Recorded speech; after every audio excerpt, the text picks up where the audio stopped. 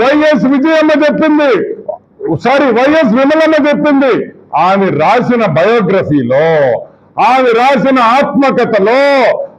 రాసిన ఆత్మకథలో సాక్షాత్తు ఆమె చెప్పింది, మా తాతగారు 1924లో ఎగ్జాక్ట్ గా 100 ఏళ్ల ముందర మేము క్రిస్టియన్స్ అయిపోయాము అని. సరే, ఇప్పుడు నేను అడుగుతున్నా, జగన్మోహన్ రెడ్డి నువ్వు ఎవరిని మోసం చేస్తున్నావు? క్రైస్తవుల్ని మోసం చేస్తున్నావా? హిందువులు మోసాలు చేస్తున్నావా? సాక్షాత్తు మీ అమ్మమ్మ జయమ్మ గారి మీద చర్చ కట్టలేదా పులివెందుల్లో? జయమ్మ మీద ఒక చర్చ కట్టలేదా అని అడుగుతున్నాం. ఆమె జ్ఞాపకంగా, మీ అమ్మమ్మ జ్ఞాపకంగా పులివెందుల్లో మీరు చర్చ కట్టారా లేదా? కట్టారు. పులివెందుల్లో ఎవరినైనా అడగండి, కట్టారా లేదో మీకే తెలుస్తుంది. సరే, అది కూడా పక్కన పెడతాం. జగన్మోహన్ రెడ్డి పెళ్లి క్రిస్టియన్ పెళ్ళ, హిందూ పెళ్ళ? సాక్షాత్తు పరిశుద్ధ వివాహము, శుభముహూర్తము. ఇదిగోండి వైఎస్ జగన్మోహన్ రెడ్డి పెళ్లి కార్డ్. పరిశుద్ధ వివాహం అంటే క్రిస్టియన్ మ్యారేజ్. నీకు భారతీకి జరిగింది క్రిస్టియన్ పెళ్లి, ఇదిగో సాక్ష్యం. కానీ జగన్మోహన్ రెడ్డి మాత్రం హిందూ. మీ శ్రీమతి వైఎస్ భారతి గారు, మీ మావ జగన్మోహన్ రెడ్డి, మీ మావ చచ్చిపోయినప్పుడు ఆయన బెరియల్లో క్రిస్టియన్ బెరియల్ కాదా అని అడుగుతున్నా. క్రైస్తవ సాంప్రదాయం ప్రకారం ఆయన దహన సంస్కారాలు జరిగినాయా లేదా అంటున్నా. కానీ జగన్మోహన్ రెడ్డి మాత్రం హిందూ, క్రిస్టియన్ కాదు. మీ తండ్రి గారు వైఎస్ రాజశేఖర రెడ్డి, మా పెద్ద ఆయన, గర్వంగా చెప్తా, మా పెద్ద ఆయన వైఎస్ రాజశేఖర రెడ్డి చనిపోయినప్పుడు ఏ పద్ధతిలో అంత్యక్రియలు జరిగినాయి? క్రిస్టియనా హిందువా? క్రిస్టియనే కదా. సరే, అది కూడా పక్కన పెడతాం. నువ్వు ఇచ్చిన అఫిడవిట్లో, సిబిఐ వాళ్ళు వేసిన అఫిడవిట్లో నువ్వు క్రిస్టియన్ అని చెప్పి రాశారా లేదా? నువ్వు ఇచ్చిన అఫిడవిట్ సిబిఐ దాంట్లో నువ్వు క్రిస్టియన్ అని నువ్వు రాసుకున్నావు. ఓకే, అది కూడా పక్కన పెడతాం. నేను అడిగే ఒకటే పాయింట్, ఎవరిని మోసం చేస్తున్నావు?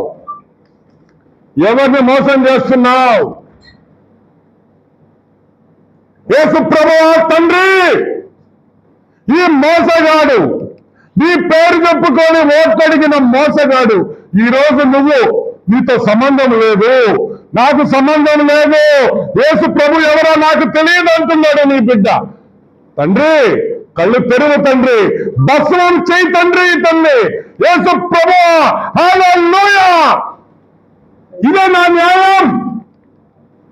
అటు క్రిస్టియన్ సోదరులు, మా క్రిస్టియన్ కుటుంబాలను నేను క్రైస్తవులు అంటాం, ఇట్టొచ్చేసి హిందూ కుటుంబాల్లో నేను హిందూ అంటాం. అసలు నేను ఒకటి అడుగుతున్నా, యేసు ప్రభు ఏం చెప్పాడు? ఇషియా గ్రంథం 43:10 వాక్యంలో ఏం చెప్పాడు యేసు ప్రభు? నాకు ముందు ఏ దేవుడు లేడు.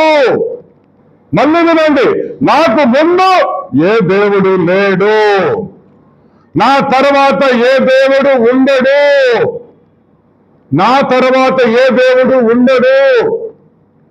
ఉంటే వేడిగా ఉండండి, లేకపోతే చల్లంగా ఉండండి, అటు ఇటు ఉండొద్దు అని సాక్షాత్తు యేసు ప్రభువే బైబిల్లో రాసినారు.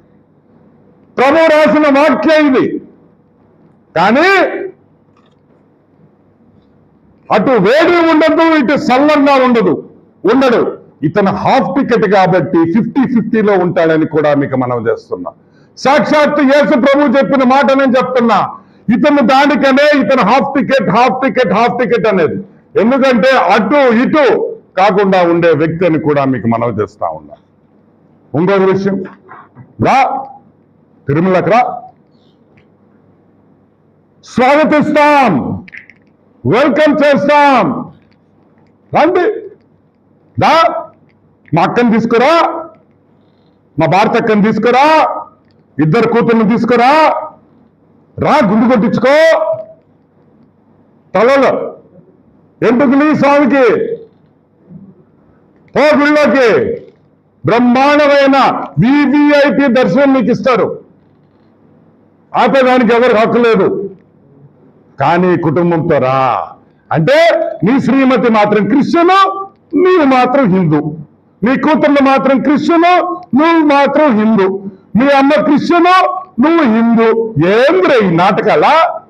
ఎవరిని మోసం చేస్తున్నావు ఈ నాటకాలతో అని మేము అడుగుతున్నాం. క్రిస్టియన్ సోదరులు, క్రిస్టియన్ కుటుంబాలని, క్రిస్టియన్ అక్క చెల్లెళ్ళని, అన్నాదమ్ముళ్ళని మోసం చేయొద్దు జగన్మోహన్ రెడ్డి. నువ్వు క్రిస్టియన్ కాదంటే సాక్షాత్తు మీ తండ్రిని చేసిన అక్కడ నువ్వు సులువు పెట్టావు కదా, తీసేసేయి. నమ్మనప్పుడు ఎందుకు ఉంచుకున్నావు? అది మంచి పద్ధతి కాదు. ఏదో ఒక రిలీజన్ నమ్ము, ఏదో ఒకటే నమ్ము. నువ్వు క్రిస్టియన్ గానా ఉండు, హిందూగానా ఉండు, ఇద్దరిని మోసం చేయొద్దని కూడా నేను మనవి చేస్తా ఉన్నా. ఇంకొక విషయం, జగన్మోహన్ రెడ్డి అనే వ్యక్తి తిరుమలకి ఎప్పుడు వచ్చాడు మొదటిసారి? సింపుల్ స్ట్రైట్ పాయింట్, శవయాత్ర చేసేటప్పుడు. దాన్ని ఏమంటారా? ఓదార్పు యాత్ర. ఓదార్పు యాత్ర మీన్స్ శవయాత్ర. ఈ శవయాత్ర చేసేటప్పుడు ఫస్ట్ టైం నువ్వు తిరుమలకి వచ్చింది వాస్తవమా కాదా? నువ్వు రాజకీయాల్లోకి వచ్చిన తర్వాత తిరుమలకి వచ్చావు, దాని ముందర ఎప్పుడైనా నువ్వు తిరుమలకి వచ్చావా?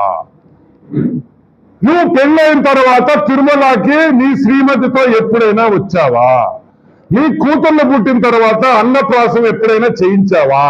అసలు అడుగు పెట్టావా అని మేము అడుగుతున్నాం.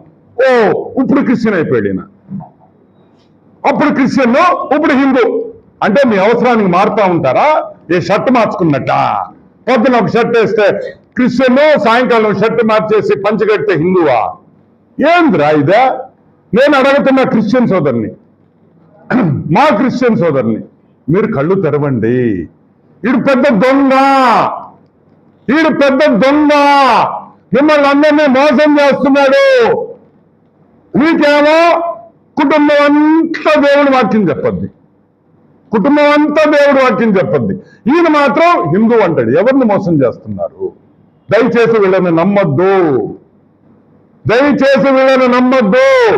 వీళ్ళు దొంగలు, వీళ్ళు అవసరానికి దేవుణ్ణి వాడుకుంటున్నారు అనే విషయం ప్రతి క్రైస్తవ సోదరుడు ఒక్కసారి ఆలోచించండి. మనవి చేస్తా ఉన్నా, కళ్ళు తెరవండి.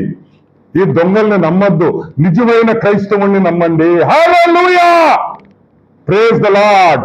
నిజమైన క్రైస్తవుని నమ్మండి, ఇటువంటి దొంగల్ని నమ్మొద్దని కూడా నేను మీకు మనవి చేస్తా ఉన్నా. ఇంకొక విషయం,